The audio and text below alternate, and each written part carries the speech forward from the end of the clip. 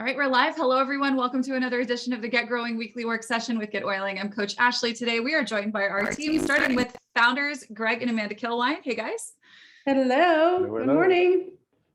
Hi. And we also have Julie and Colin with us, our amazing heroes in the sport box. What's up?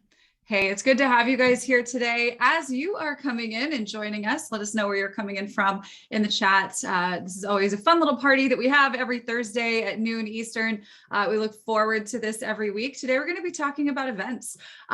We did talk about events last week, but today we're going to go into a little bit more detail. So we're going to actually walk through setting up an entire event. The event that I'm going to show you today is, of course, a fictional one, but it is one that could be held in person. I will give you some pointers, some notes as to how you can modify this slightly to make this event online. This is an event that is designed to educate people on a wellness topic that opens the door for you to share Young Living. So if that's something that you're interested in, you're going to love what we've put together here today, as well as this walkthrough of how you can use your system with GetOiling to manage all of your events that you're running at any point in time, keep up with all of your contacts, and never drop the ball. I do have a question before we get into our slides. I'm curious, how many of you guys have hosted events before for Young Living? Maybe just a quick show of hands. Have you hosted an event to help you share, show, educate, build your audience, get some leads for Young Living? All right, so there's a few of us here. So for those of you who've raised your hand and you've had an event before, tell me what you feel of anything, maybe worked or didn't work for you for those events that you had. What were the things that kind of kept you from success or getting what you wanted to out of the event? All right, so we've got Oklahoma City, UK, Missouri, Frederick, Maryland, Georgia. Awesome. So it looks like Tula, you said you've used Facebook for events. All right. Joy says follow up. Sarah says getting people interested. Okay, so these are two things we're definitely going to be covering today, among others. My goal is to help you get what you want out of the events that you host. Now, we do have another training that's a little in depth that we did a while back that maybe, I don't know, we've had some updates to our platform, maybe time to refresh that sometime soon. But the strategy is still the same. If you're doing virtual events, online events, there is a way to take the work that you've already done for an event and have it continue to work for you in the future. Definitely do check out our two-part training on our YouTube channel. You'll find that under the playlist that includes events. I think it's blogs and events are under the same playlist, and you'll see there's a two-part series there that gets into those details. But what I want to talk about today is really the basics of setting this up, staying in touch, and of course, getting those new customers out of doing these events, because isn't that why you go through the trouble of creating them? So we've had people forget about events. Giving them an automated reminder would be great. Getting better at selling the event, Facebook events, GetOiling, getting people to come, getting people interested. Excellent. So yeah, let's get into some slides here today. Gunilla, if you're here, I do have you down for a website review, so I'm very excited to chat with you. I do see you actually. You're here in the chat. Hello. We'll be bringing you out here shortly. So what I'm going to do is get over to my slides, if I can find them on this monster of a screen, and video. Yeah, so I'm going to turn off video if we can do that, team, for our recording. Thank you. Okay, so what we're going to talk about today, you guys, is managing your classes and events with the GetOiling Events Manager. So we're going to learn how to 10x these events, get out of them what you intended to get out of them, and go over some pointers and see an example here. So what we're going to do here today is to talk about this training, how we're going to get more out of the events that we are hosting to share Young Living. We've got a website review today, as mentioned, and then of course, Q&A and support. If you need help, let us know in the Q&A. We are here to help you. And Jean, I'm actually seeing your comment here in the Q&A. We have one scheduled website review. You may have the second slot. Stay here on the call today and let's walk through what you are dealing with together. All right. So please make sure that you're around, and we're going to walk through what you are struggling with today so we can make sure that you feel great about it by the close of this call. Okay, so if you've got questions, you need help, please, like I mentioned, add those to the Q&A. Our support team is here to help you. If we can answer the questions while I'm going through the presentation here, we will. If it's something that warrants a walkthrough or a verbal answer, we could absolutely do that here. So definitely don't be shy. Have those questions. We have these presentations and live sessions every week, really to help you close the gaps in your business. So no question is out of bounds or off topic. Please feel free to ask. And you can get on the list if you watch this as a recording on YouTube. You can join us on one of these live calls, getoiling.com/weekly work session. We hold these every week at noon Eastern. And if you would like to have one-on-one help, schedule that, set that aside on a future call. You can go to getoiling.com/website review and have dedicated space where we can work together, talk through things, look at them on screen together on this call. So what we're going to talk about today is how we can collect our contact information and our RSVPs from our events so that we can be promoting and communicating. We're going to share and manage all of our events from one dashboard. This makes things very simple. If you've ever used Eventbrite or Facebook, you know the shortcomings of things that aren't fully integrated with the way that you can store and manage your contacts and keep in touch. From there, we're going to send targeted messages so more people show up and follow through, and then use automation to your advantage so that follow-up is a breeze. So we are going to walk through sort of the whole ideation process of what an event might look like for you. And then, of course, how we can actually set that up for success inside of GetOiling. And I'll be giving my pointers for you along the way. All right, so here we go. So first things first. And this is going to be true, you guys, for anything, literally anything that you want to do inside of your GetOiling system. Come prepared. If you are trying to come up with something creative and perform something technical at the same time, that is a perfect recipe for burnout, right? These engage different sides of your brain. So if you need to get creative and you got to make a graphic and come up with a title and how do I talk about it, that is work that you should do separately from when you log into your GetOiling account and set something up technically, right? So get the creative stuff done, the thinking through it, the copy, the things you want to write, the things you want to say, the pretty things you want to make. Have those things done before you log in, because that makes things far less overwhelming, right? Don't come and try to set up a website when you don't even know what you're going to say on it, because you are going to get very frustrated. I promise. Your website has to say things, right? So if you know what you're going to say, come prepared, and you can just plug it right in the fields where it belongs, right? And this is especially easy for events. So first, we want to ask ourselves this really important question: what do you want out of this? Why would you even have an event? What is it that you want it to do for your business? And then next, very important thing, almost equally important to the first question, what's in it for them, right? And this does kind of get to the people aren't paying attention or people aren't showing up. If we're not communicating what's in it for them, why would they? Right? You're going to see an example of how this can be made more effective here in these slides today. Then, of course, we need to come prepared with what's the name of the event, what are the details, where is it located, what's the description, and so on. And then you also want to be clear what needs to happen after the event so that you can get that result you want. And then finally, what do you need to do to pull it all off? Before you even log into your GetOiling account, answer these questions.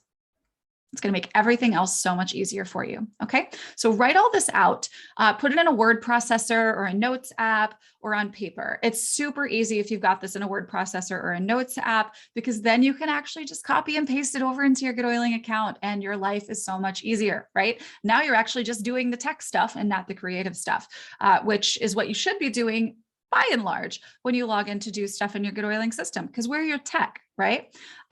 Just have the creative stuff done first and your life will be easier, I promise. All right, so once we've got that done, then we head over to GetOiling to plug it all in, okay? So a best practice, just a quick note here. I want to encourage you to try to plan your events out at least 3 months in advance. Now, this might seem like a lot, but I promise you, especially if you're wanting to get into events as a regular thing that you do, you want to have, you want to have a system around how you are holding those events. If you just do one every now and then, you get a little rusty, you're unfamiliar with the tools that you use. But if you want to do them regularly, then you can say, I'm going to have an event every week or every 2 weeks or once a month. And I'm going to go ahead and say for the next 6 months, so let's just say I'm going to do this once a month. For the next 6 months, I'm going to plan 6 events. And I'm going to say, these are the titles, and I'm going to go through and I'm going to ask myself all of those questions that we just went through. And I've got that clear, right? Or even just do 3 months in advance. Because again, it's less of that thinking. You can actually compartmentalize more effectively your brain power and say, I'm going to work on the ideas here.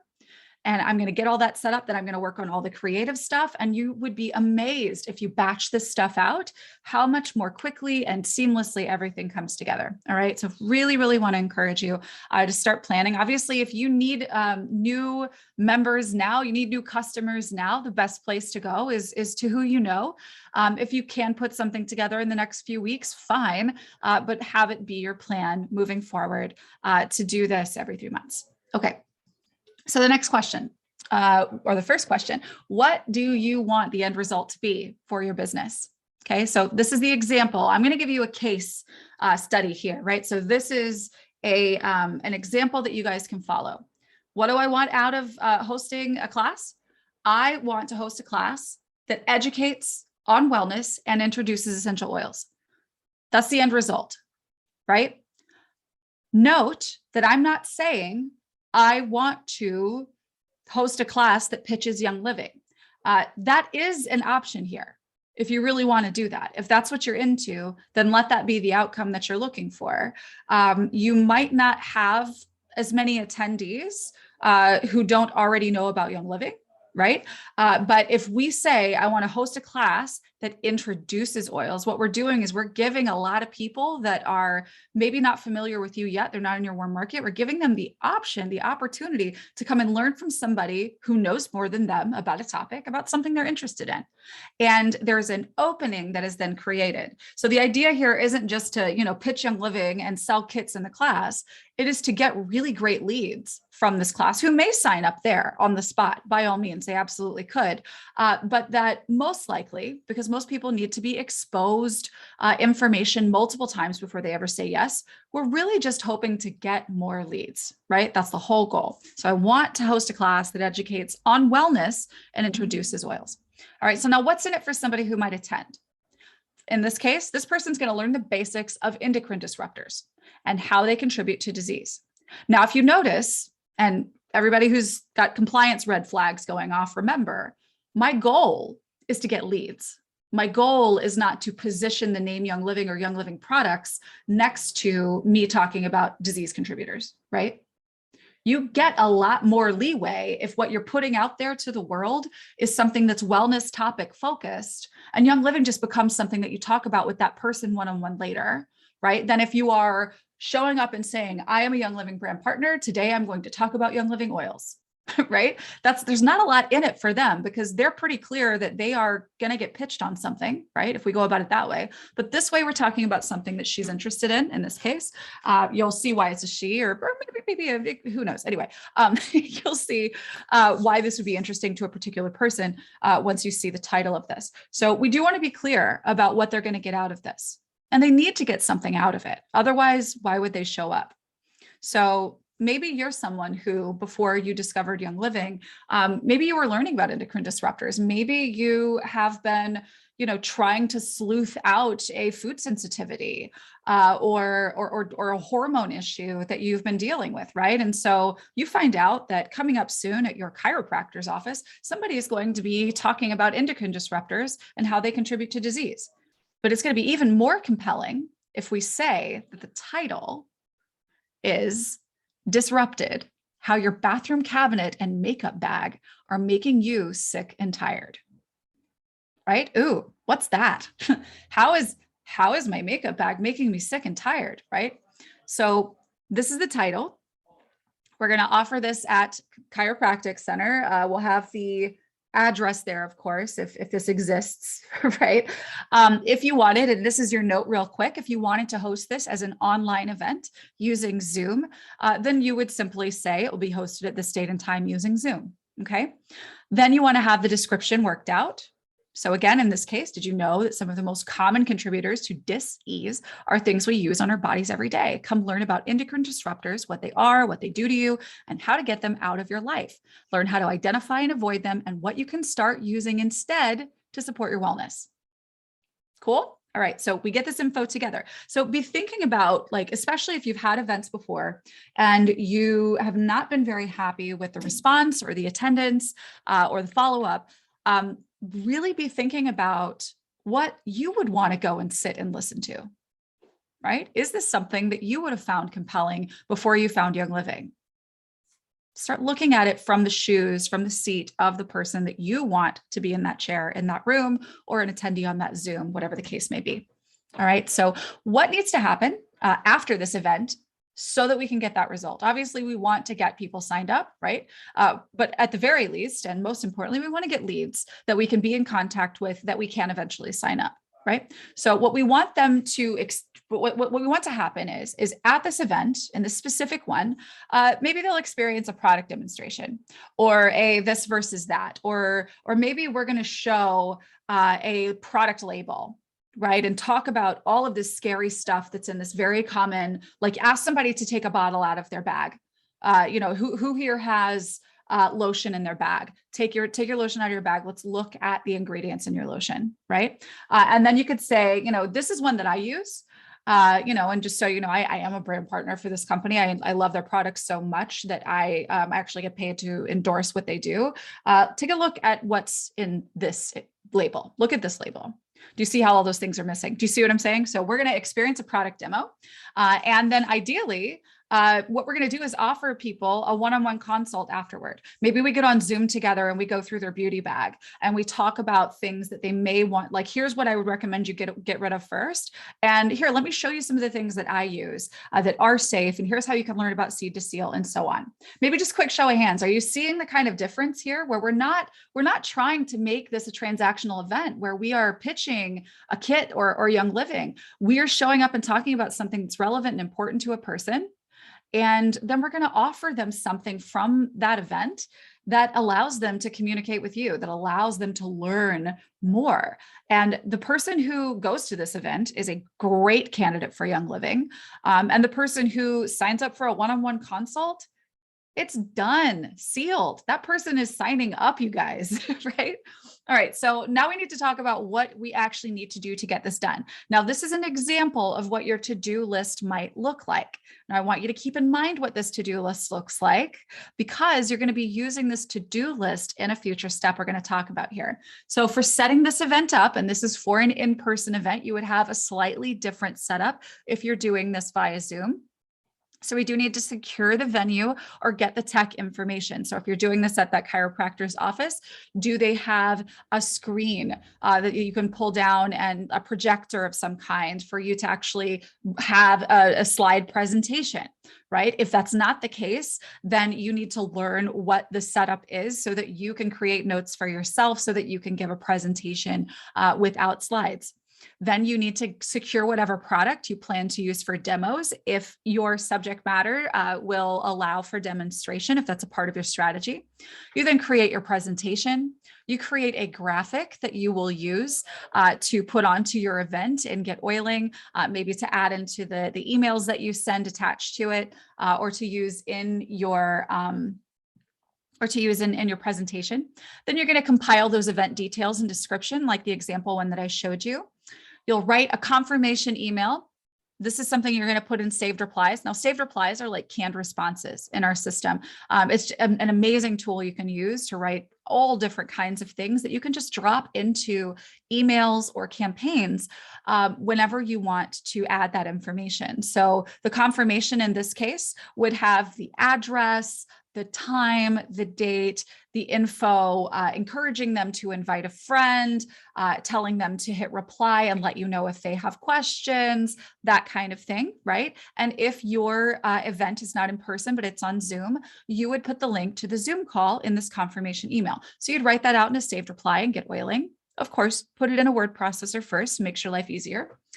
You would also want to write a reminder email. Now, this is, getting people to show up. sending a reminder email. So if you sent if you sent an email out to invite a bunch of people, but some folks haven't RSVP'd, there's a way, and we'll show you in just a bit, there's a way that you can go in and find the folks who have RSVP'd or who have not and email them specifically. So if somebody already said yes, they're not getting a reminder email that's like, hey, come let me know for sure if you're coming, right? So we can write a reminder email, and if it's already written, it's very easy to send. And you could also write a follow-up email. This is very important, very, very important, especially for those of us who have struggled with follow-up. Now, what I really recommend in a follow-up email is something incredibly simple. Hey, I'm so glad you made it last night. I'm really looking forward to helping you get rid of the endocrine disruptors in your bathroom cabinet. Hit reply, let me know a good time that works for us to chat sometime this week. Right? Don't make this something that's super formatted with lots of images, because that looks like marketing, right? Make it just a simple personal email that you would just send to somebody that you met yesterday, right? Because that's what happened. Okay. And then we want to set the event up in GetOiling, and then save the URL for the event so that we can share it. And then we want to take that event and we want to email about it, right? We want to actually invite folks who are in our circle already. It's always a good idea to have fellow Young Living brand partners at your events because they're going to provide social proof. So there's no harm. It's actually a great benefit to having other Young Living brand partners at your events. And if you wind up having events that only have other Young Living brand partners, then great, you've had practice and you can all put your heads together and start talking about how you can collaborate to get more growth in your area, right? But go ahead and email everyone so that they know if it's interesting to them, or importantly, if they're one of your customers or one of your brand partners, they can bring someone they know, right? Hey, my friend is going to be talking about this thing. You should come see it. That is compelling, right? Then, of course, you want to share your event on social if you want to be promoting this, and then give your colleagues or the host information to share with their audiences. So in this case, we're talking about endocrine disruptors at a chiropractor's office. We want that chiropractor to send an email out to their practice to let them know that somebody's coming in to talk about endocrine disruptors. Let them know what to say and give them the link. And now their clients can become your leads, right? And don't just limit this to the people who are hosting the event. Consider reaching out to, in this case, using this example, local health food stores, other types of holistic practitioners, whoever might be most interested in this information, or more importantly, whose audiences might be most interested in this information.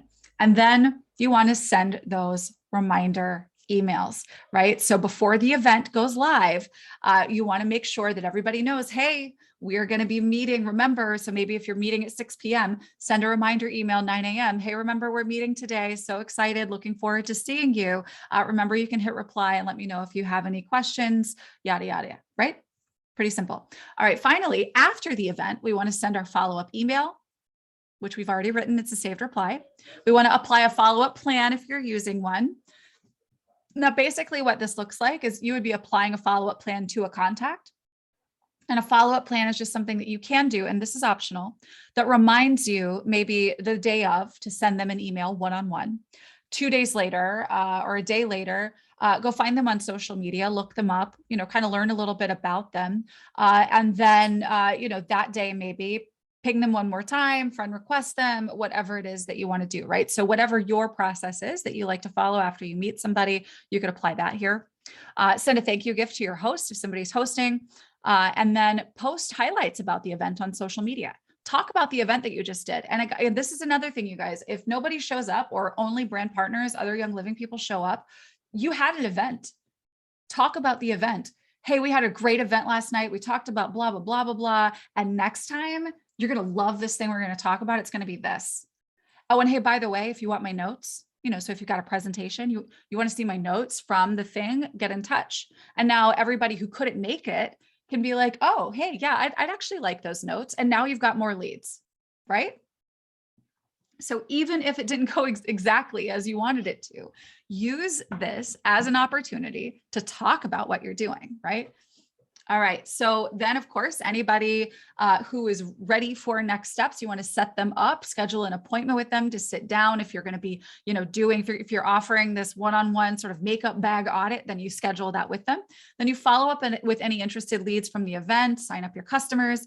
And then as you're following this system, and this is a system, as you're following this and you've completed this, right? So from planning through to completion as a system. And after you've completed this, evaluate what you've been using. Do you feel like you need to change the words in some of your saved replies?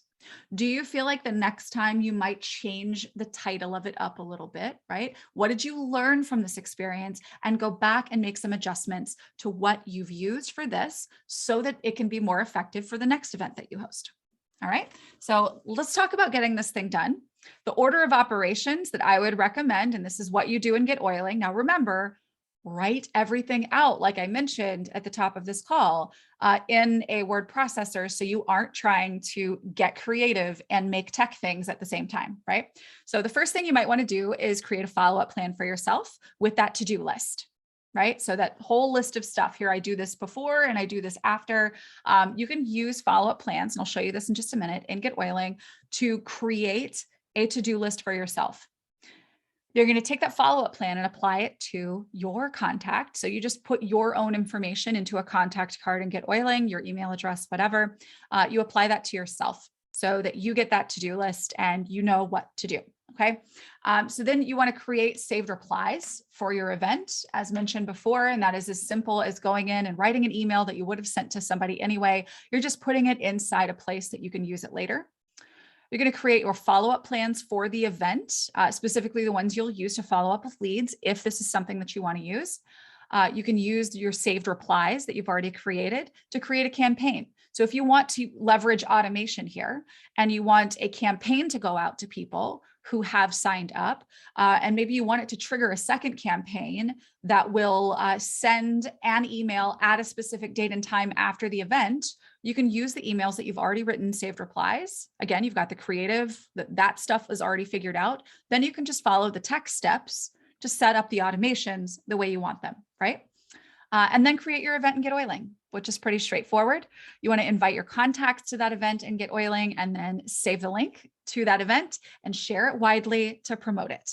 Okay, so let's go see this in action, and we can get into some of the Q&As here as well, as we are going and kind of showing and telling what we're doing here. All right, so this is Jane's account. Let me see if I can resize this to make it a little easier. Is that all right? It looks pretty good. Yeah, I mean, yeah, that works. Okay, I'll zoom it in just a little bit. Okay, so we're in Jane's account here. And so what I mentioned that we do first is actually to go ahead and create yourself a follow-up plan so that you can give yourself a to-do. So you know what you want to do every day. So, or leading up to the event. And this is, again, important. If you're scheduling ahead of time, you can have this laid out for a year if you wanted to, and you never have to worry about rushing around, running around, trying to figure out what all you need to do to make an event happen, because it's already figured out and you're good to go, right? So you're going to go under contact settings and click follow-up plans. Another thing you could do here is simply type follow up plans and find that right here from the search bar. So to get this done, and I think this is an event follow-up plan that we created before. Here, let's just create one though. So we're going to call this in-person event plan. We're going to create. And then if we're going to, let's just say 2 months before, so this would be what, -60? So 60 days before the event, secure event information, get tech details, right? We're going to add that. And then maybe 30 days ahead of time, create presentation, right? So you're going to be creating and do days before is negative. Day of event, I'll show you an example. So the day of event, you know, make sure chairs are set up, carry table, etc. to event, right? So that's the thing you do the day of. So that's day 0. That's that day. And then finally, after the event, so on a day after, send email to thank them for coming, to thank attendees, right? Or apply campaign or whatever that might be. So this is how you would create an event for yourself or a follow-up plan for yourself so that you have these to-dos. Now, the way that you add this, and Greg, I don't actually recall because it's been a while since I did this. Is there a way to attach this to the event itself? To-do area, you can hit a button and select the follow-up plan and it'll apply it there as well. You do have to create the follow-up. You are you missed part of that. I'm sorry. Oh, sorry. So if we go to create so is it possible to add it from the event? Is it? Yeah, so hit add and then there's a follow-up plan there. There we go. So this would be in-person event plan. Add follow-up plan. Perfect. So we actually can add that right there. So we always have a to-do. And this is going to actually show up on the dashboard here. Events with to-dos. That's where that's going to show up. So you actually don't add this to your contact in this case. That's my error. But you can actually add it to the event itself, which is pretty cool. So, all right. So the next thing that we want to do, once we have created our follow-up plan, so we have our to-do list for the event, is we want to create our saved replies. And again, that's really simple. You can go up here and just simply type in saved reply and find it, or you can go to contact settings and click saved replies. To create a saved reply, it's just like creating an email. You can do this for text or app notification if you prefer to send that way. If people are RSVPing via phone or you want to send out notifications via phone, you can do that. Give it a name. So in this case, this will be the in-person event confirmation email. Hey, you're in, excited to see you at the event, right? So it's whatever your subject is. And then in the body here, you're going to give all of those details for the event that you're hosting, right? You would repeat this and create an additional saved reply for your reminder. Hey, we're going to be, we're going to be getting together in an hour. I'm excited to see you. Maybe you send that if you're doing this virtually. And then of course, maybe do it in the morning if it's a thing, or the day before if it's a thing that is in person. So you create those saved replies. Saved replies can also be added to campaigns. This makes campaign creation a breeze. You create a new campaign, and actually I'm not going to go through all of that, but let's just pretend I created this one. If I wanted to add a new message to a campaign I've created, we can actually just go straight to saved replies and pop one of these in and we're good to go, right? So pretty simple. So the next thing we want to do is, if we've got our follow-up plans, we've got our saved replies, now it's time to create our event. So this is pretty simple. We go down here under Zoom, events and blog, go to events. We're going to create this event. And this one, let me go find my verbiage that I created for this. I'm going to copy that in here and paste that. And then I'm going to copy this other information. All right. One of the things you want to do if you are using this from another, like if you're putting this into a word processor, you want to use paste plain text.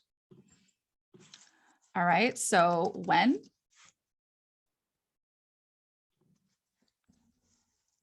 where, cool. And then if this is virtual, then you can just say Zoom. Don't put the Zoom link here.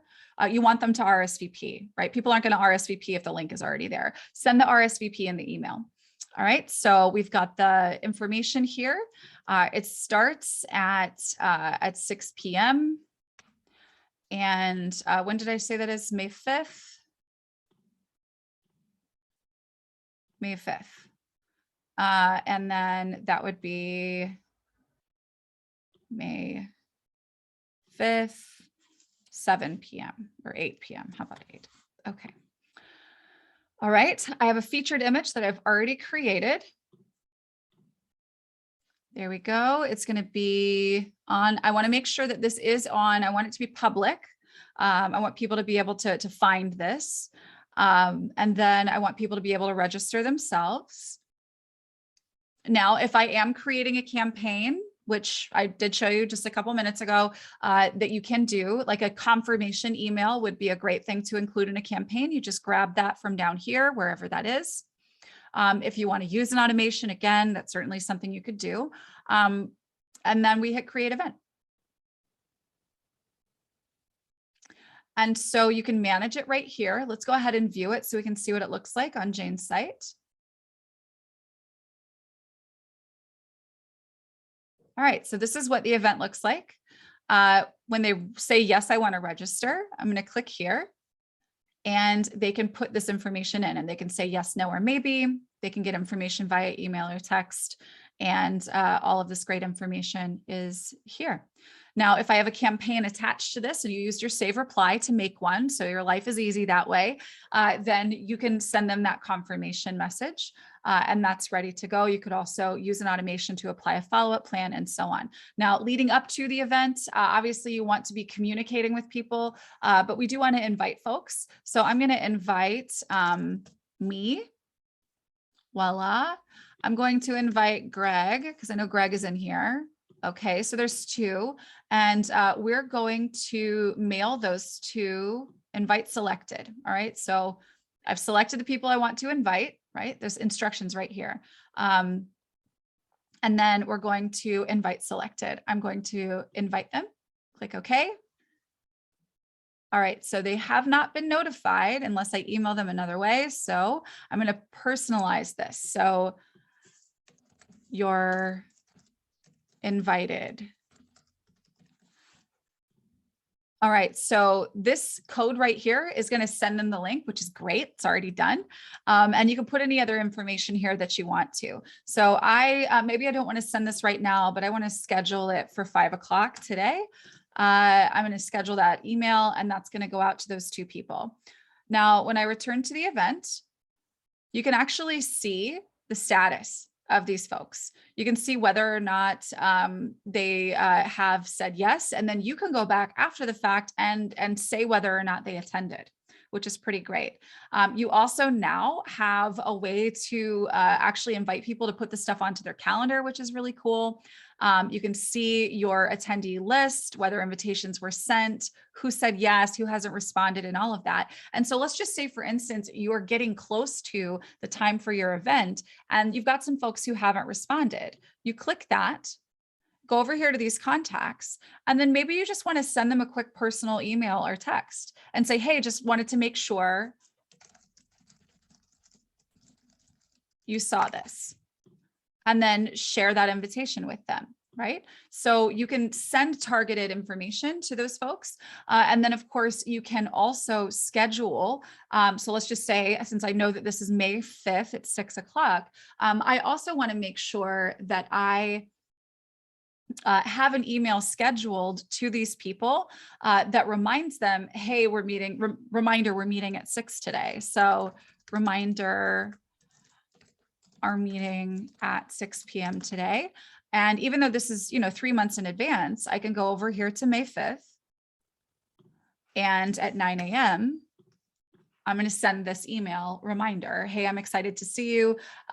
Hey, by the way, and this is something you can do with individual emails. And this is just a little trick for you guys. If you're doing presentations and network marketing, one of the best ways that you can ensure that somebody shows up is if you ask them to bring stuff. Right? So if you're hosting something at home, in particular, if you're doing something at your house, ask one person to bring ice, ask another person to bring cups, ask another person to bring chips. Like if you say like, hey, could you bring this for me? Like now they can't not show up. You're counting on them to bring a thing, right? Makes sense? Have you guys used that before? All right. So that's basically it. You want to use this targeted communication. You can see who has said yes, see who hasn't. Give yourself a to-do if you see one that needs to be done. In this case, of course, I do want to add that follow-up plan, that in-person event plan to the event itself so that I know that. Now, remember, this is 60 days ahead of time. So I know that now in March, I got to secure event information. I got to create my presentation by April. Got to make sure my chairs are set up by the 5th, right? Do you see how that works? Pretty cool. So, so this is how you set up and manage and maintain your events. And remember, on your site, when you have these public, if you go to your url.com/events, this will show up along with all of the other events that you have coming up. So if you plan these well in advance, more people get the opportunity to see them, to share them, to engage with them, and so on. So that is basically it. Excited to go through any questions that you guys have, and do make sure those are in the Q&A so that we don't miss it. Okay, Angie says, how do you confirm that they are not already a Young Living customer? I've done events like this and folks are already members. So I wouldn't ask, because there are ways that you can use this to your advantage, whether people who show up are already Young Living folks or not. If you're doing this virtually, like if you're using Zoom and this is a class, record it, because that recording with people on it, whether they're Young Living people or not, that recording of you giving that presentation is now a sales tool for you to use in the future.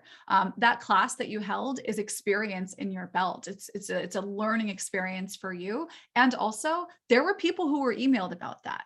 Right? Remember, exposure, multiple touches, multiple exposures are the things that help to have people make a decision, right? And that's not just related to showing Young Living.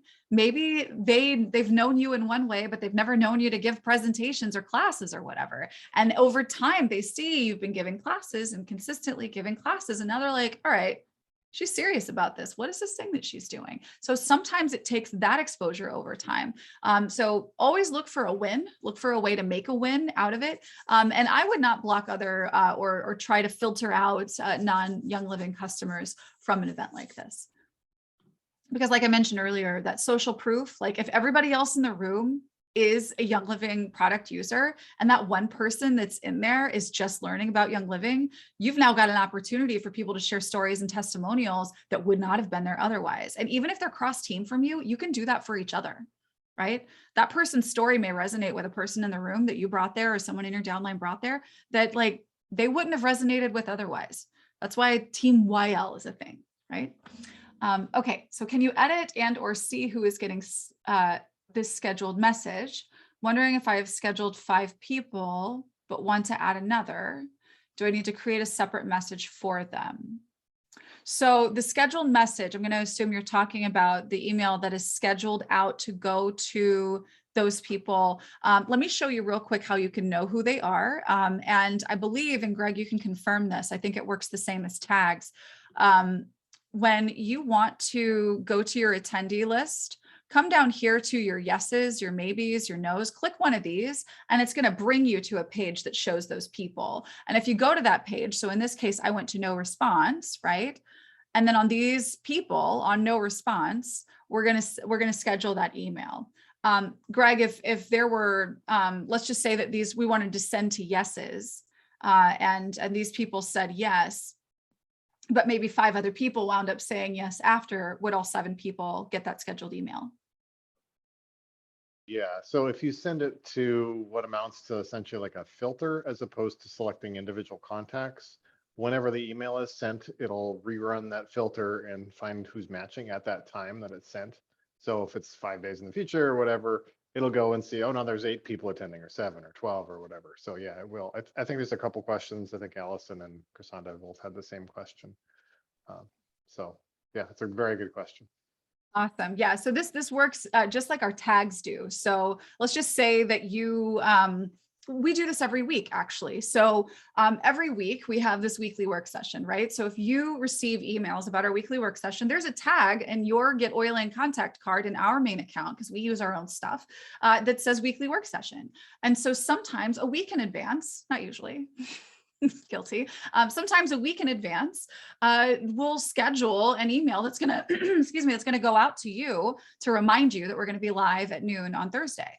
Well, maybe there are 27 people who found out about the weekly work session and signed up at getoiling.com/weekly work session. Now they're tagged with weekly work session.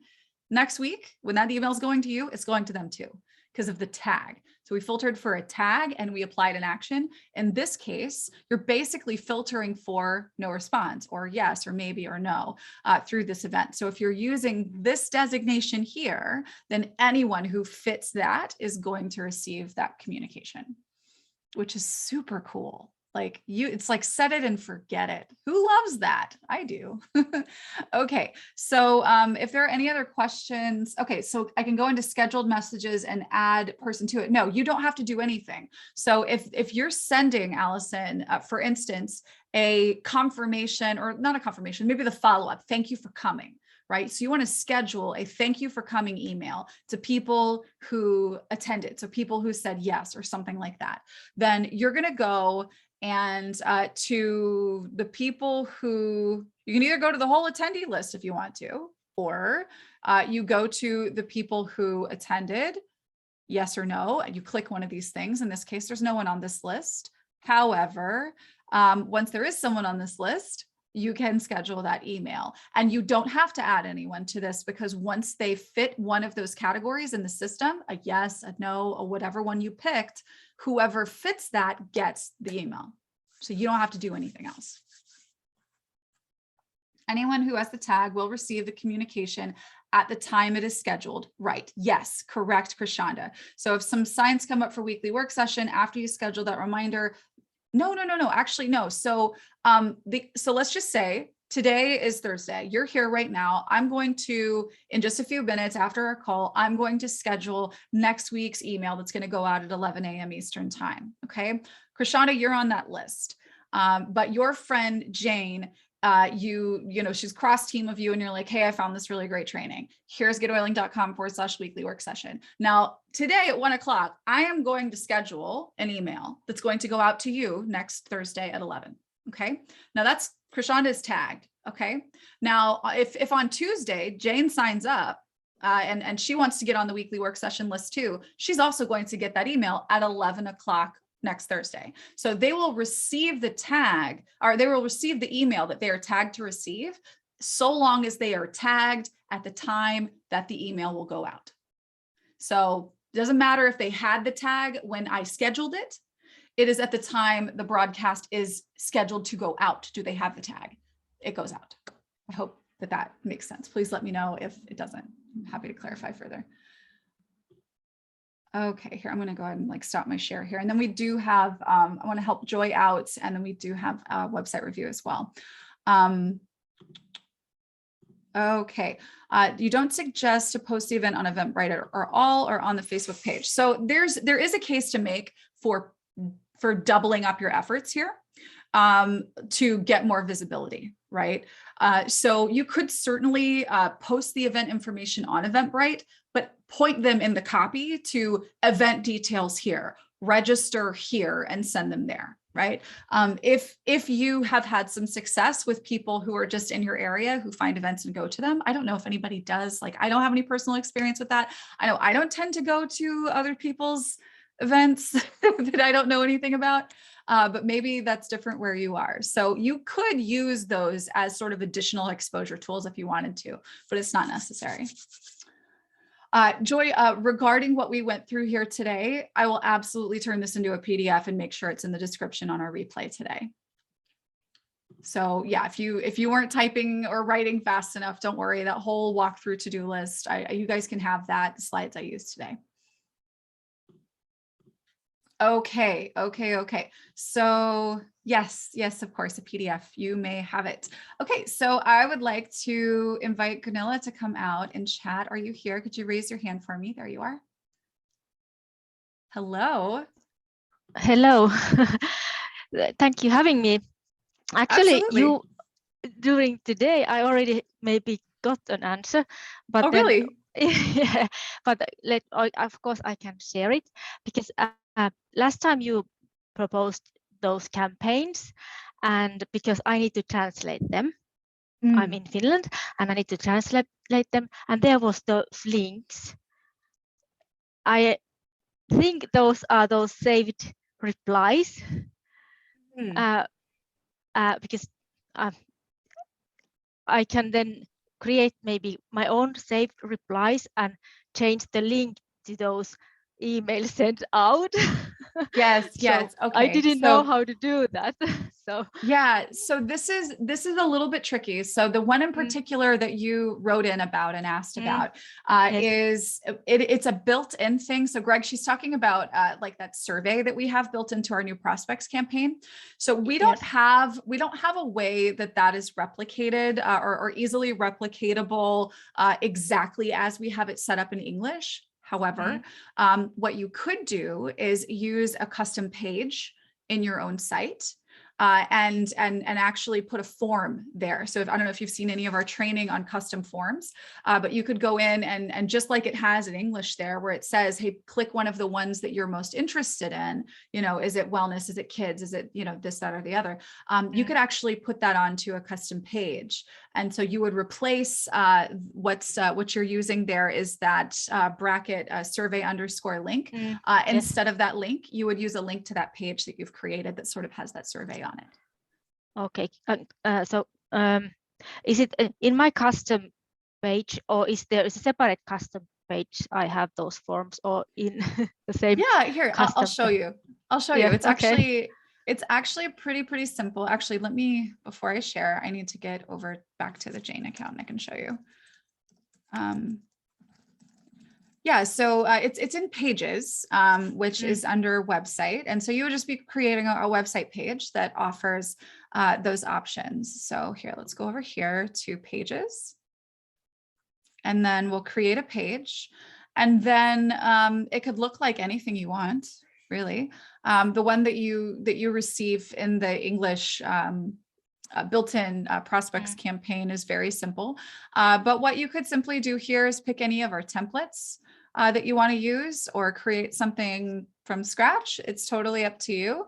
But all you have to do is go over here to settings, and then under leads, and we do have a whole training on custom forms, so definitely check that out on our YouTube channel.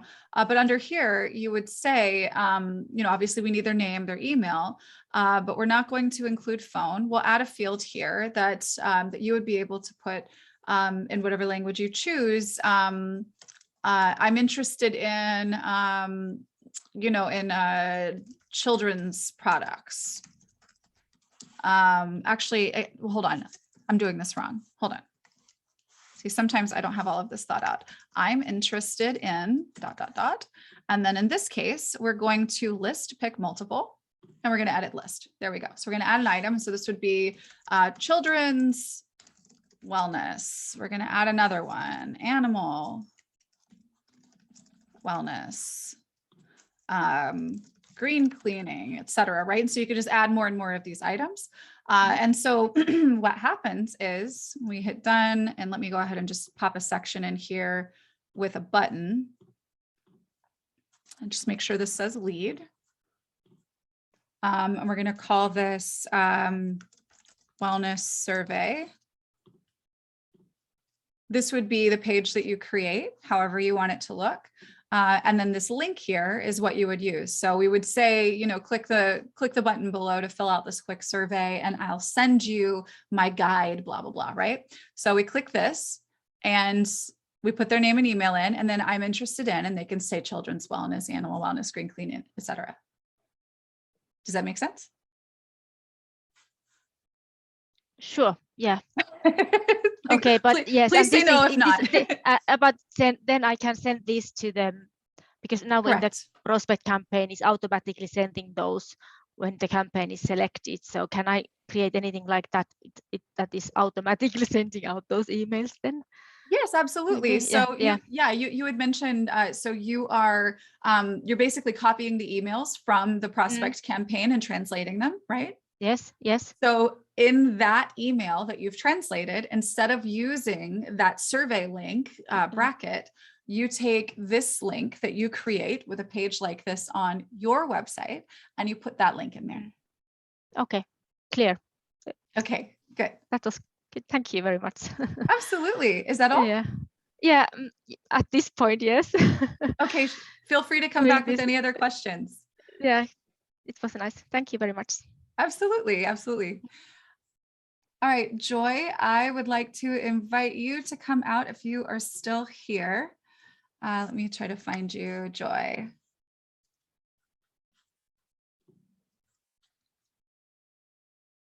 Hello. Hey.